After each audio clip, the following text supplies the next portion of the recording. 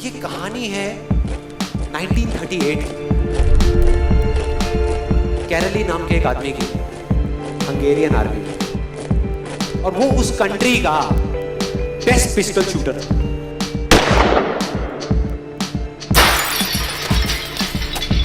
जितनी भी national championships हुई थी उस कंट्री में, उसको वो जीत चुका था।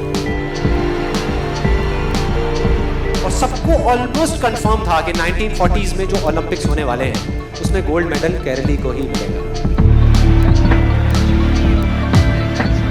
और उसने सालों से ट्रेनिंग करी थी। उसका एक ही सपना था, एक ही फोकस था कि मुझे अपने इस हाथ को दुनिया का बेस्ट शूटिंग हैंड बनाना है, बेस्ट बनाना है, बेस्ट बनाना है। और वो कामयाब हो गया, उसने बना लिया बेस्ट शूटिंग हैंड। सिर्फ 2 साल का फर्क था। 1938 में एक आर्मी का ट्रेनिंग कैंप चल रहा था। क्योंकि वो आर्मी में था तो एक एक्सीडेंट हो गया। उसके उसी हाथ में जिससे उसने गोल्ड मेडल जीतना था, उसमें एक हैंड ग्रेनेड फट गया और वो हाथ चला गया। जो उसका सपना था, जो फोकस था, सब खत्म।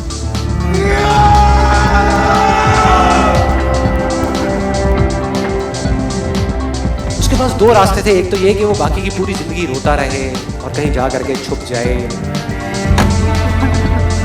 या अपना जो गोल था जिस पे उसने फोकस किया हुआ था उसको पकड़ करके रखा।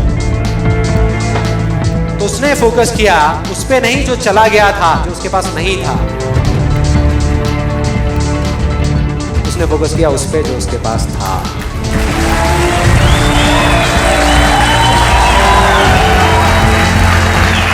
जो उसके पास था, और क्या था उसके पास में? एक लेफ्ट हैंड, एक ऐसा हाथ जिससे वो लिख तक नहीं सकता था। 1 महीने तक उसका हॉस्पिटल में इलाज चला इस हाथ के लिए, और सही 1 महीने बाद अभी ट्रेनिंग शुरू करती इस हाथ के लिए।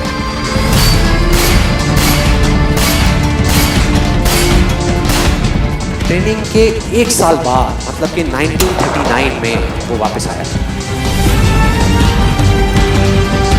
नेशनल चैंपियनशिप्स हो रही थी वहीं पे हंगरी में, और बाकी भी बहुत सारे पिस्टल शूटर्स थे वहां पे। उन्होंने जा करके उसको कांग्रेचुलेट किया, कहा कि यार देखो, ये होता है जज्बा, ये होती है स्पोर्ट्समैन स्पिरिट, कि इतना सब कुछ होने के बाद भी तुम यहां पर आए हो हमको देखने के लिए और हमारा हौसला बढ़ाने के लिए।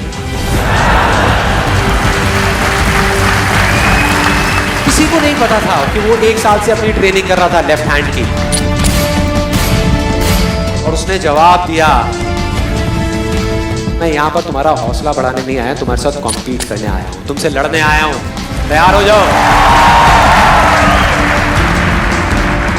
और कंपटीशन हुआ। बाकी सब वहां पर जितने भी लोग थे वो कॉम्पीट कर रहे थे अपने बेस्ट हैंड से, ये कॉम्पीट कर रहा था अपने ओनली हैंड से, ओनली हैंड से। कौन जीता? The man with the only hand, केरली जीत गया। लेकिन वो यहां नहीं रुका। उसका गोल क्लियर था कि मुझे इस हाथ को इस कंट्री का नहीं, इस पूरी दुनिया का बेस्ट शूटिंग हैंड बनाना है। तो उसने अपना सारा फोकस उठा करके डाला 1940 पे, जब ओलंपिक्स होने वाले थे। लेकिन 1940s के ओलंपिक्स कैंसिल हो गए वर्ल्ड वॉर की वजह से।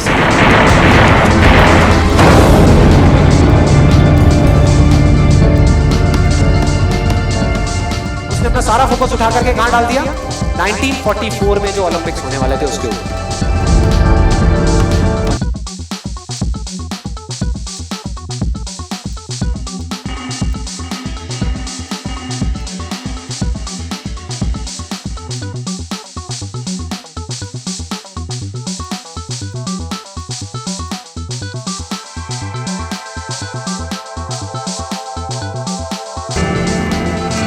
1938 में उसकी एज थी 28 साल, 1948 में उसकी एज हो चुकी थी 38 इयर्स।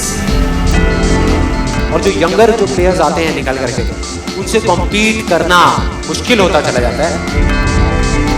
लेकिन मुश्किल नाम का ये वर्ड था ही नहीं उसकी डिक्शनरी में। वो गया, पूरे वर्ल्ड के बेस्ट शूटर्स आए हुए थे जो अपने बेस्ट हैंड से कॉम्पीट कर रहे थे, और ये अपने ओनली हैंड से कॉम्पीट कर रहा था। और कौन जीता? The man with the only hand.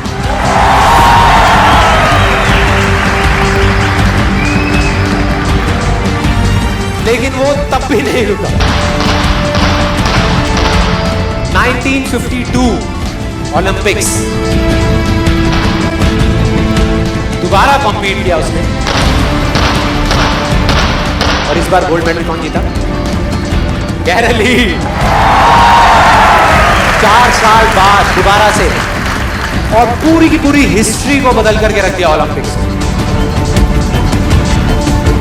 इस पर्टिकुलर कंपटीशन में उससे पहले किसी भी एथलीट ने लगातार 2 गोल्ड मेडल्स नहीं जीते।